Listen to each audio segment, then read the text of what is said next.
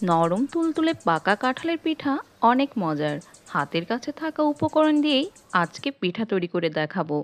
এই পিঠা তৈরি করতে একদমই পাকা তুলতুলে নরম কাঁঠাল লাগে।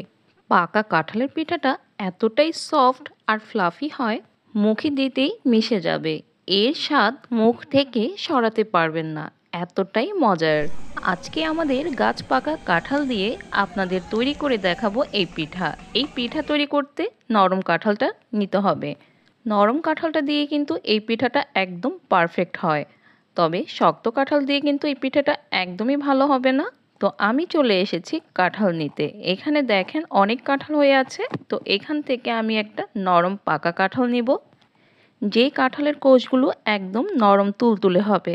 তো কাঁঠালটা নিয়ে এসেছি, এখন এর থেকে আমি কোষ বের করে নিয়ে এলাম। আর এই পিঠা তৈরি করার জন্য এমন ধরনের কাঁঠাল সিলেক্ট করতে হবে যেই কাঁঠালের কোষগুলো থেকে খুব সুন্দরভাবে পিউরি বের করে নেওয়া যায়। প্রথমে আমি কাঁঠালের কোষ থেকে বিচিগুলো আলাদা করে নিচ্ছি। আর কাঁঠালের কোষগুলো আমি একটা চালনিতে নিয়ে নিয়েছি। আপনারা যে কোনো একটা চালনিতে এভাবে চেলে নিতে পারেন। কোষগুলো হাতের সাহায্যে একটু ফার্স্টে নরম করে নিয়েছি, এরপরে হাতের সাহায্যে এভাবে ডলে ডলে পিউরিটা বের করে নিচ্ছি। আর দেখেন অনেকটা কিন্তু আঁশাশ বের হয়ে এসেছে। এই আঁশাশ অংশটা ফেলে দিতে হবে। আর পিউরিটা আমি নিয়ে নিচ্ছি।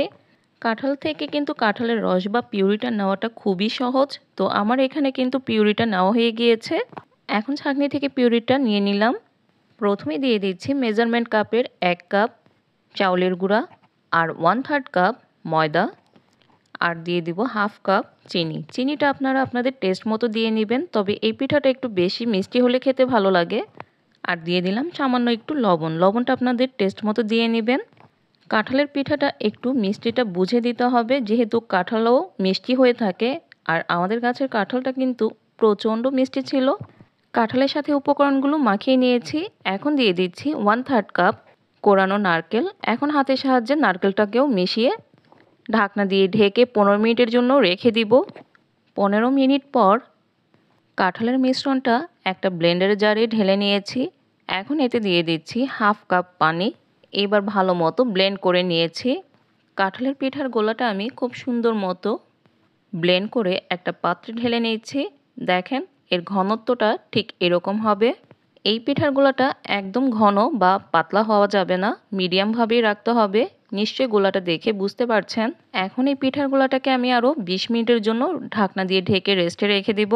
এতে করে পিঠাটা খুবই সুন্দর সফট আর ফ্লাফি হবে। 20 মিনিট পর দিয়ে দিলাম 1/2 চা চামচ বেকিং সোডা। এখন গোলাটাকে ভালো মতো মিশিয়ে নিচ্ছি। এইদিকে চুলায় একটা কড়াই বসিয়ে এতে পর্যাপ্ত তেল দিয়ে দিলাম। এখানে তেলটা একটু বেশিই দিতে হবে, কেননা এই পিঠাটা ডুবো তেলেই ভেজে নিতে হয়।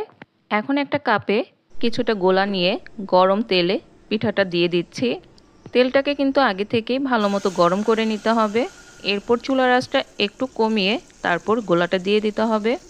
এই পিঠাটা অনেকটা তেলের পিঠার মতো করেই ভেজে নিতে হবে। আপনারা আপনাদের ইচ্ছে মতো ছোট বড় সাইজের করে পিঠাটা তৈরি করে নিতে পারেন।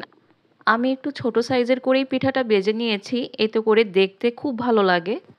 আপনারা চাইলে আরও বড় করেও পিঠাগুলো বানাতে পারেন। তো আমি পিঠাগুলোকে মিডিয়াম টু লো আঁচে ভেজে নিলাম। এখন তেল ঝরিয়ে পরিবেশন করে নিব। এইখানে 1 কাপ চালের গুঁড়া আর 1/3 কাপ ময়দা দিয়ে আমি 16 থেকে 18টা পিঠা তৈরি করে নিয়েছি। আর দেখতেই তো পারছেন পিঠাগুলো কি সুন্দর ফুলকো আর নরম তুলতুলে, খেতে তো দারুণ হয়েছে। কাঁঠাল ফুরিয়ে না যেতেই অবশ্যই একবার হলেও এই পিঠাটা বাসায় তৈরি করে খাবেন। আর রেসিপিটি ভালো লাগলে অবশ্যই লাইক কমেন্ট শেয়ার করে